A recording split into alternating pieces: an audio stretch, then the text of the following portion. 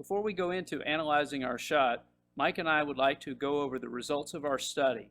These would be the basic principles of the stack and tilt swing and basic problems that most amateur golfers encounter. The first problem was the left shoulder degree of freedom. It does not go downward or inward enough. We said that this was because many people do not tilt their spine to the left enough on the backswing. The second piece was the hand path does not go in enough, long enough on the backswing. This was because the left knee did not flex enough, the right knee straighten enough, and the hips to turn enough to allow the hands to keep going inward. A third common problem that people encounter is that throughout the course of the backswing was that the hip turn and the shoulder turn moved back. As a result of the hip turn and shoulder turn moving back, the lowest point of the swing is often too far behind the ball. To make these points simple or easy to remember, and to boil them down into just a few simple words, we tell the juniors on the backswing to turn their left shoulder down, take their hands in, keep their weight forward. On the follow-through, we tell them to keep their arms straight and to tuck the butt under their torso.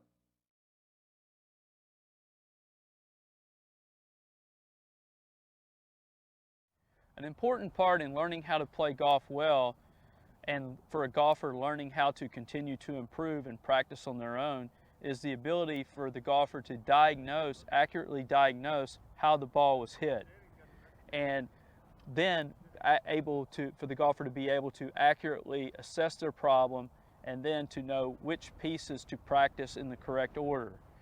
So the first pieces we've established that Mike and I want to go over is the ability to hit the ball first and then the ground, and we're going to go over the components that cause the ball to be hit thin.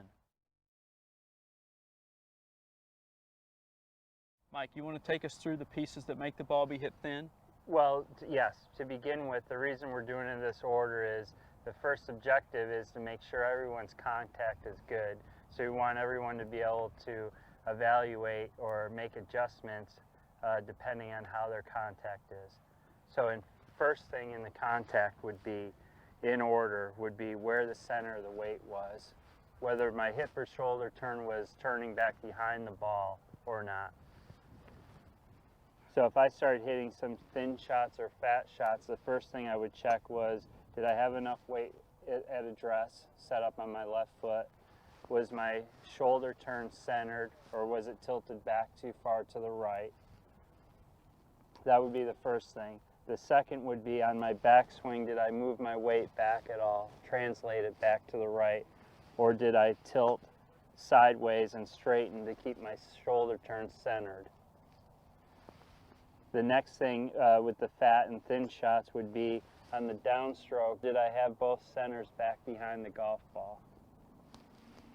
If I had both centers back, my head stayed back like this, the angle of approach would be too shallow, angle of descent would be too shallow. I start hitting some shots hitting contact behind the ball. Next thing I see is that people that have their weight center or weight forward enough or not start to bend their arms through the impact to try and avoid from hitting behind the golf ball, then they hit thin shots. Okay, so Mike, if you were to then just tell me in order the things that you would think of that make a person hit the ball thin, you would say first? First, the weight was back. Okay. Tilted too far to the right. Okay. Arms bending and or wrist breaking. Okay. Losing the wedge. Okay, and the result of the thin shots, of the ball being hit thin, the root cause is that the bottom of the swing's arc is behind the ball, okay? And then to keep from hitting the ground behind the ball, the golfer then shortens the swing to keep from hitting behind the ball by pulling the arms up, or sometimes by actually releasing the tilt too fast, more often pulling the arms up, and then hitting the ball with too much ascent. Okay, so it's important to understand then, to summarize what Mike said about the checklist for thinning the ball, is first on the backswing, making sure that the weight was forward, not moving back. Second, on the downswing, making sure that the weight was forward. Third, making sure that the ball was struck with the lowest point of the swing forward in front of the ball, like this, as evidenced by the divot on the ground. That is done by the centers being forward, the flying wedge remaining intact, okay? And then finally, on the follow through, as Mike comes through the ball, continuing to extend the arms to keep the radius of the swing with the flying wedge stable. Now, this is very common in the poorest players, as we mentioned right in the very beginning. The first piece that distinguishes good players from bad is being able to hit the ground in the same spot every time, but also being able to hit the ground far enough forward.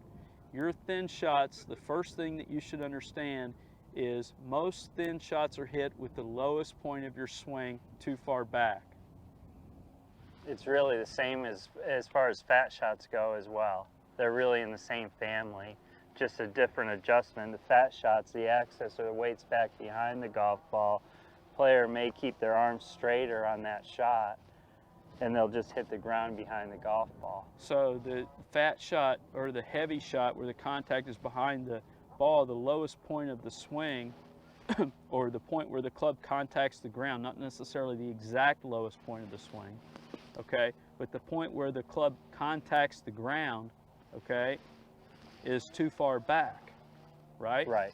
And Mike just said that that was caused by The axis or the weight being too far behind the golf ball. the weight first being too far behind the golf ball. Most people just think they made two different mistakes, and they may have made two slightly different variations, but the mistake really was the same. And that mistake was, The Mike? weight was too far behind the golf ball. And what did that cause? What was the... Causes the club to hit the ground or the low point to be back too far behind the golf ball. So either the player hits it fat, keeping their arms straight or longer, or they hit it thin by pulling their arms apart, breaking their wrist angles as they approach the ground. And sometimes they do it just the right degree and they hit a good shot. People with that problem, I always suggest to have even more weight forward, like 90% of their weight on their front foot, keep their weight 90% on their backswing, make it get all the way almost to 100% on their downswing and through swing, and just tell them to hit the ground. So what Mike does in that training is he transfers both axes forward, okay? And one more time, please. On the backswing even, moves both weight centers forward, okay? Keeps his flying wedge, and you can see how as he's hitting the ball, he is progressively, as he swings, moving the bottom of his swing more forward. Notice how far forward these divots are moving out on the ground. The more Mike moves his weight forward and keeps his handle ahead of the club, he is progressively, as he swings, moving that low point more and more forward on the ground. So look at this drill, and you can see that Mike has done a series of swings here, and each swing, by moving his weight more and more forward, moving his centers more and more forward, increasing the angle of the flying wedge, he can hit farther forward on the ground. You should understand that then if you're hitting the ball thin, that the bottom is back too far and you're hitting upward at the ball too much.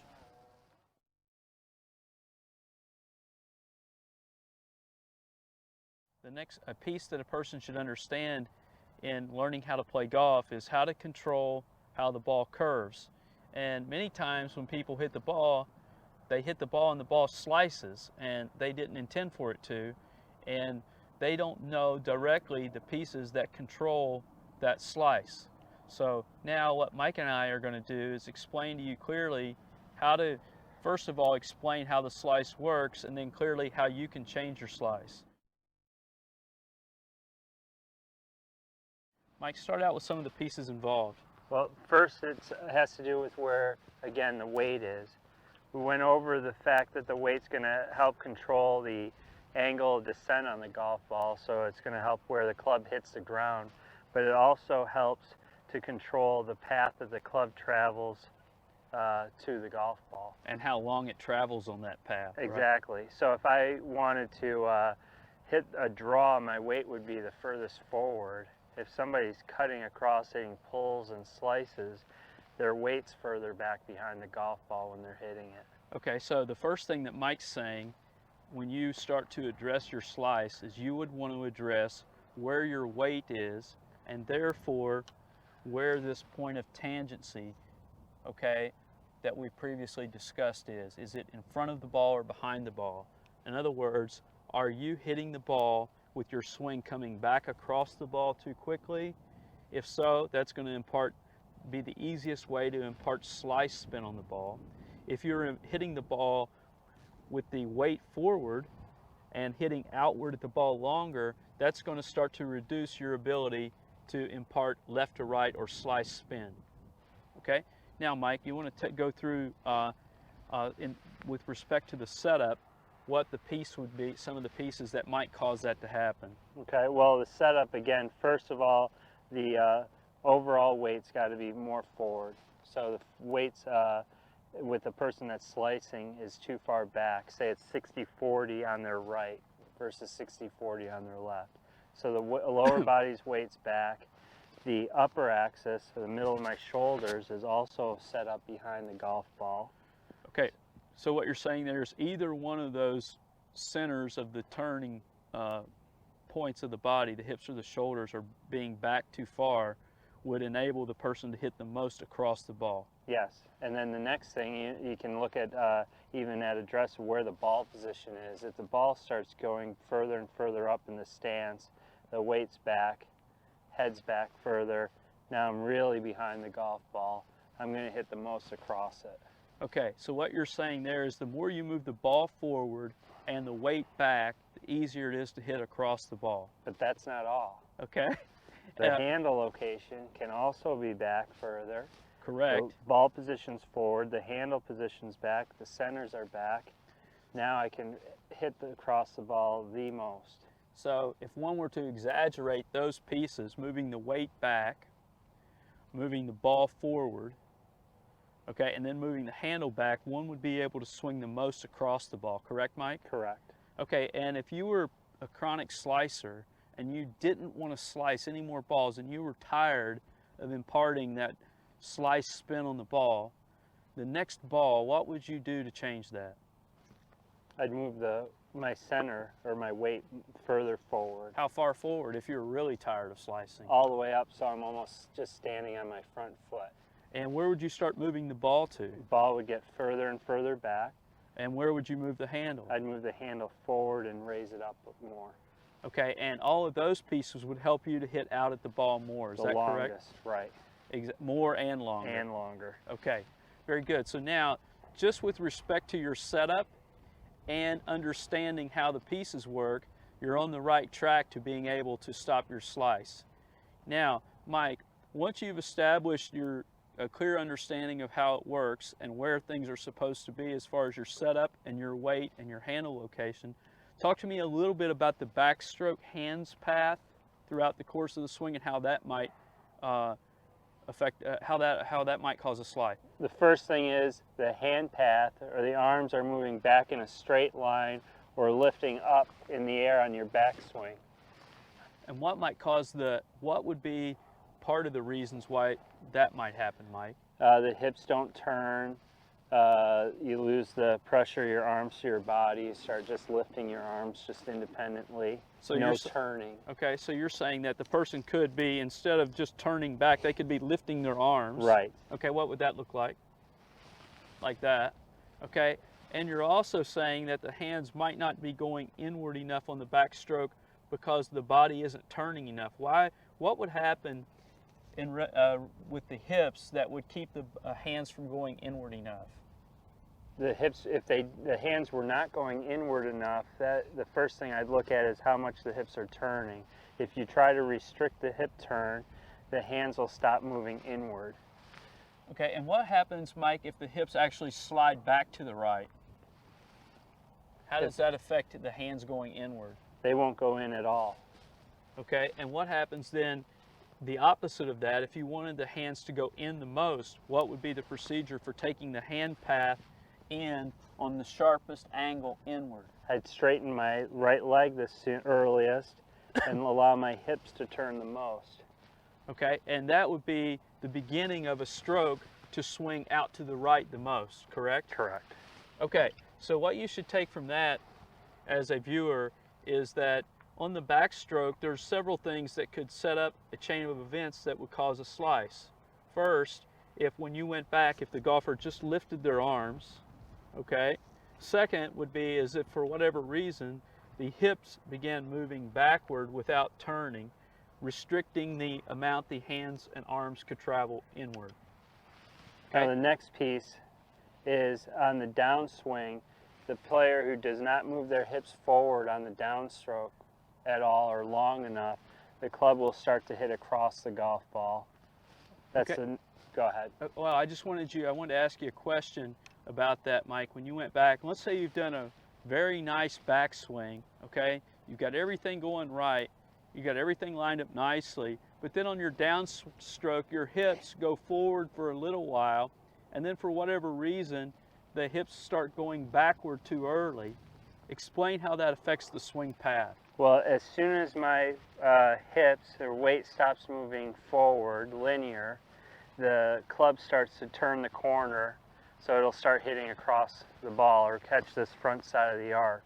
So if there's not enough transfer forward or weight shift or slide forward on the downswing, the club is going to hit across the golf ball, Right. regardless of the plane that you're on. Regardless of where you came from on the backstroke, if the hips do not keep going forward, putting in the incrementally the axis tilt sideways, at the point where the hips stop moving forward, okay, one more time, Mike. The point where the hips stop moving forward, if Mike does this incorrectly, that's when the club starts coming across the ball. With the left leg straightening too quickly and the hips pulling backward, the path of the club is pulled across the ball, as evidenced by the picture on the left. So you could be doing all the pieces right on the setup and the pieces right on the backswing and not moving your hips long enough forward, and then in effect, as you're coming through the ball, the weight going back is making you hit across the ball. That is very, very important, wouldn't you say? Yes. And in order of the most likely causes of a person hitting a slice, I hate to generalize, but if one had to, that would be right at the top of the list? Yes. I would say as well, Yes. too. So to summarize, really, Yes. anybody slicing the ball should immediately know that their weight has to be forward, has to keep moving forward longer on their downswing and follow through. The hands have to move inward more, so the hip turn might need to increase. And then the handle of the club has to stay forward. There's no rolling of the wrist. And when a person does that, they're enabling, what they're doing there is swinging out to the right the most. Okay, if a person exaggerated all those pieces, that would be the way to swing to the right the most. Now, the reason why that reduces the probability of a ball curving to the right is the more Mike swings, okay, go ahead, let's put this ball right here, okay, Mike? The more Mike does the weight forward, the handle forward, okay, and the ball back, the more it's enabling him to swing out to the right. Now, the reason why it's harder to curve the ball to the right when he's swinging this far to the right is because if he's swinging, say, 20 degrees to the right, to impart 1 degree of slice on this ball, that face has got to be more open than that 20 degrees.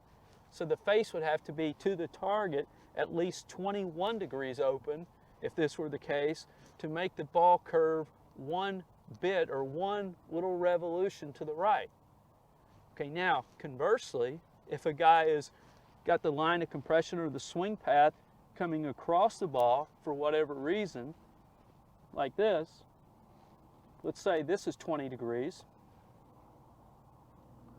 Okay, now, if this person has the face square to the target, like a good student, okay, that face is now 20 degrees open to the path. That ball is sliced 60 yards. Okay, if he has the same if he has the face closed to where it's square to the target, the ball only flies straight. Only flies straight with that closed of a club to make the ball fly straight. Think about that. To make the ball not curve to the right, this person swinging with this pattern has to have the face 20 degrees closed. What happens to the person who's swinging over time, say 20 degrees across the ball, is to keep from, with that pattern, is to keep the ball from slicing. The player adapts by twisting their club or closing their club and turning it inward to the left and turning their grip to the right. In effect there, what they're doing now is holding a closed club. And by the fact that they're holding a closed club, that enables them to get the face of their club square to the path of their club, which is going across the ball. Successful golfers have often employed different club face alignments. This comparison shows different alignments of the club face at the setup. However, many golfers have developed different ways of opening and closing the club face, be it through the setup, the grip, or throughout the backswing. The picture on the left shows a closed club face at the setup. This is conducive for swings that go across the ball or contacting the ball on the forward side of the circle. The picture on the right shows an open club face, which is conducive for swings that go out to the right or hitting the ball on the back side of the circle. Other than opening or closing the club at the setup to suit the desired stroke pattern, golfers have also changed the angle of the club face throughout the course of the backswing. The picture at the top illustrates a golfer turning the left wrist actually under and closing the club face to the circle. That's illustrated by the red lines on the graph on the top right. The bottom two pictures show just the opposite, a golfer with a very similar hand path in the bottom left picture, but a different wrist angle. Notice the picture in the bottom left, how the left wrist is flexed and cocked more than the picture just above it. One can compare with the different wrist angle, different club face alignments. The bottom picture shows just the opposite. With the hands in a similar location to the top left picture, the bottom left picture shows a left wrist that is flexed and a club face that is open as opposed to closed. The next picture in the sequence shows the left wrist clearly flexing and the club face opening faster than the circle. These procedures are indicative of many of golf's most successful players. Over time, these players have developed a pattern of hitting the ball on one side of the circle or the other. And to make the ball fly where they intend it to go, they have adjusted the angle of the club face via the grip, the alignment of the face at the setup, or throughout the course of their backswing. Now, if that golfer keeps progressively swinging more across the ball by moving the center back, by moving the handle back, by opening the body too much coming through, then that player has to continually keep closing and closing the attachment of the club.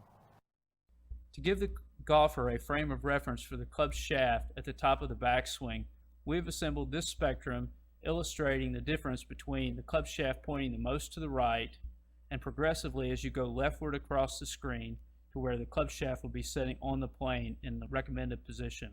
Mike, when you look at the picture on the right, will you illustrate what would cause the club shaft to be pointed to the right and the face to be closed, and then explain the corresponding shot the golfer would get? Well, as the picture on the right with the club shaft pointed the furthest to the right and the club face the most closed, that's being controlled by the wrists and the elbow joints. Primarily in this picture, how much the wrists have rotated the club over to the right. So on the backswing, on the picture on the right, the golfer has actually turned the joints in the shoulders, arms, and hands counterclockwise throughout the course of the backswing. The amount the golfer turns these joints counterclockwise will make the club point more and more to the right. The angle of the club face is controlled by the flexion of the wrist. You'll notice that the club face in the picture on the right is facing the sky. As you go across the page, you'll notice that the left wrist is becoming more and more flexed, and as it is, the angle of the club face is becoming more and more in line with the shaft, or the toe of the club is more and more down. To illustrate clearly the counter rotation or the counterclockwise rotation of the wrist on the backswing, we made a close-up of the left wrist at the top. If you look at the top right hand picture, you see how we can see the patch on the glove. Compare that to the picture on the left side of the screen and see how you cannot see the patch on the front of the glove. What that's illustrating is that the golfer on the right has turned the hands more and more counterclockwise. This enables the golfer to swing outward the most at the ball. The pictures on the right side of the spectrum would be conducive to pushing and drawing the golf ball. Conversely, here's 3 pictures of a player who's rotated his hands the opposite direction or put the club in a laid off position. This excessive rotation on the backswing has the effect of opening the club face too fast to the circle and putting the club in what's called a laid off position, or the club head pointing behind the hands. As you move across the page to the right, you'll see that this would be Eric Axley. You would see our friend Eric with the club shaft lined up in the correct position. This was done by doing the basic stack and tilt motion, but with no independent rotation of the arms, wrists, or shoulders.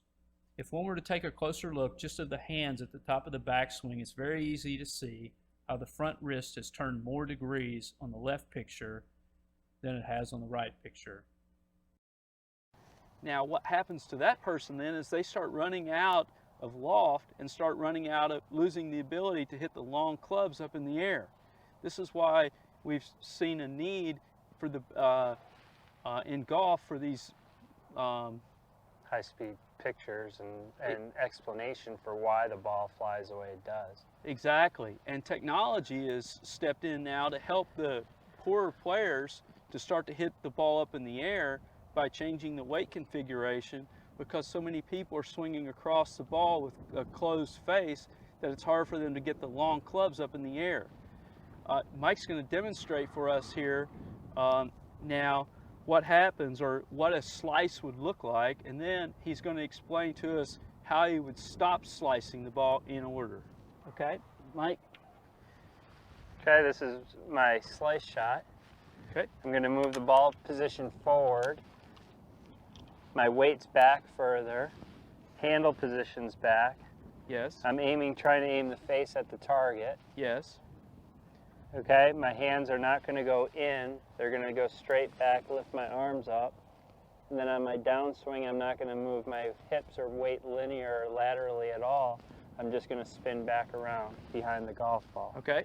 And with full release. Okay, very good. Okay, let's see what happens. Weight back, hands go up, point of tendency behind the ball. The ball starts, as Mike swung across the ball with the face too open, the ball started straight at the target and curved helplessly off to the right. That was about 130-yard 6-iron. Oh, 130-yard 6-iron. Now, this raises an important point here, is that so many people think that they don't hit the ball far enough because they're not swinging the club fast enough. The problem that people have, the first problem that people have in hitting the ball farther, is getting the right effective loft when they hit the ball. So when Mike's hitting this 6-iron, that shot he just hit that started straight and went to the right with a higher trajectory had too much loft, and that reduced the distance. It wasn't an issue of club head speed, it was an issue of hitting the ball with the face square to the path or squarer to the path with enough negative loft. That's how the ball speed is going to speed up and therefore make the ball go farther.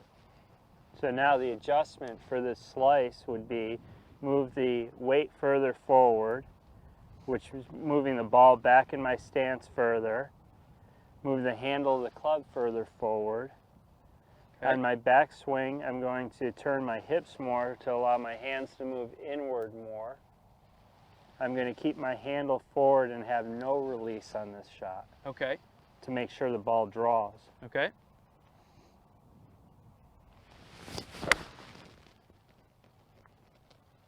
Didn't see it, Mike. Which way to go? 20-yard draw. 20-yard draw. So now there you saw, just in 2 balls, how Mike went through the progression of the ball placement, the handle location, the weight, the hand path, the hips moving forward, all controlling the line of compression or the swing's path through the ball to help to create the correct amount of spin on the ball, the correct spin on the ball to control the curve.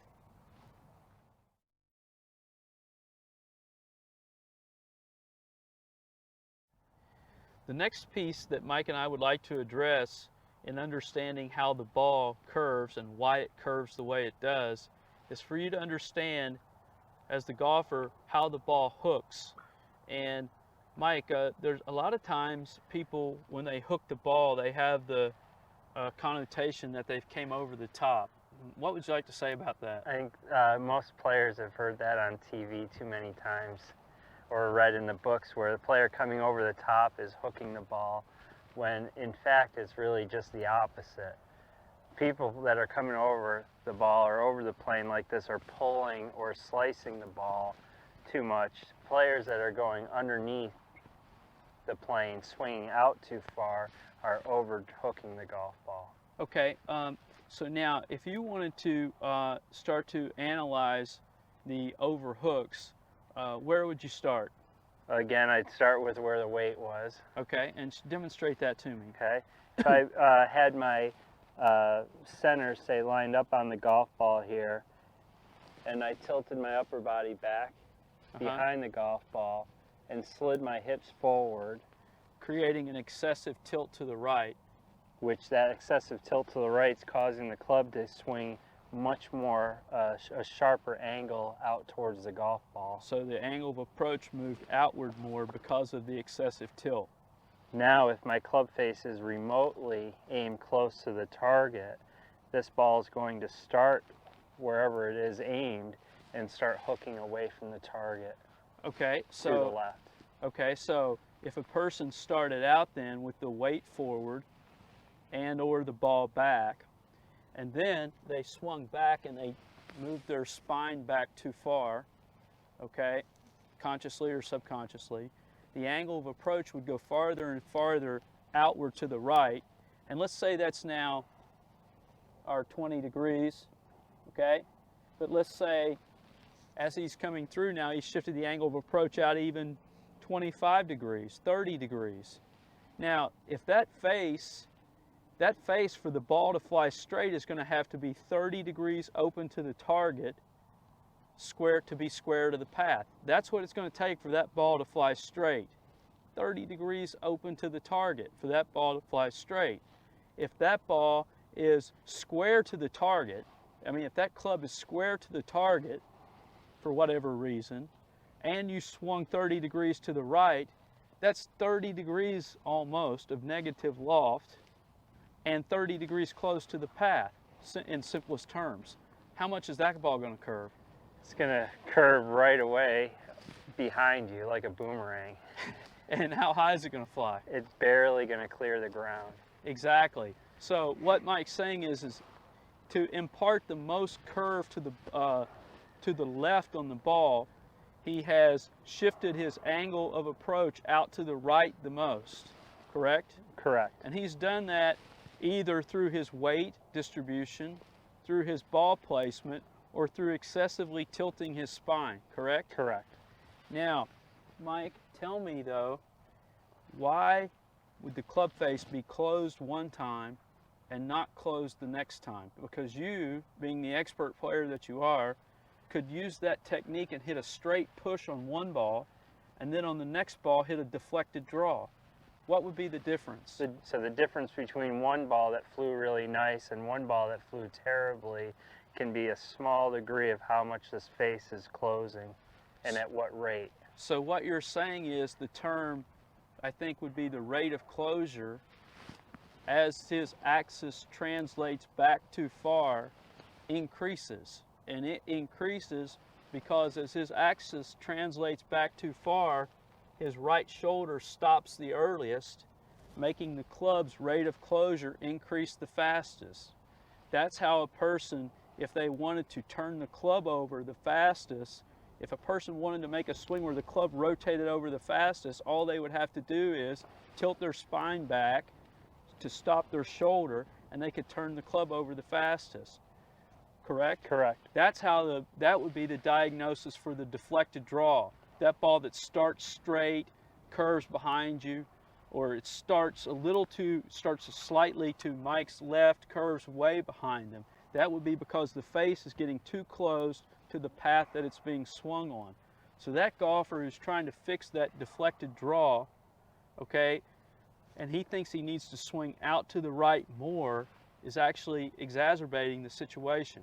Would you say? Or making it worse. Thank you. Okay. Now, one more time, please, Mike. So And- here's the overdraw. I'm going to put the ball back further. Okay. This weight's much further forward. The handle's forward. Club face is aimed at the target. And I'm going to tilt back to the right so that on my downswing, so the club swings out. Club face turns over faster. You're gonna hit that club on the ground? I could, if I'm not careful. Holy mackerel. How much did that ball curve? It's still curving. It's like that ball was like a boomerang, okay? And he hit that ball on purpose to demonstrate how quickly he could make the ball curve. Now, Mike, employ the same amount of tilt to the right, the same angle of approach, if you will, but keep the center forward. In other words, move your lower body way forward, okay? To like 80-20. Now watch this, guys. This is important over here on this camera. Mike's going to go 80-20 on the left. 80-20 with the weight on the left. Now, when he swings back, go ahead and swing back to the top. Because the weight is forward on the left, you'll see that he may have the same exact amount of degree of tilt in the spine to the right as he had on the previous ball. The difference, though, is in the location of the axis of the turn. On the previous ball, the axis of the turn was back more. On this ball, the axis of the turn is more forward, okay? Now, so he's got his weight 80-20 to the left, correct, Mike? Correct. He's got his face angle more open in his hand at the setup, correct? Yes. Okay, and you're still going to swing out at this ball that same, say, 30 degrees, Yes. right? But because your center is more forward, okay, This what's going won't to happen? close. The club face isn't going to close as fast, so the ball is going to be a straight push. Okay, let's see that, if you can do that.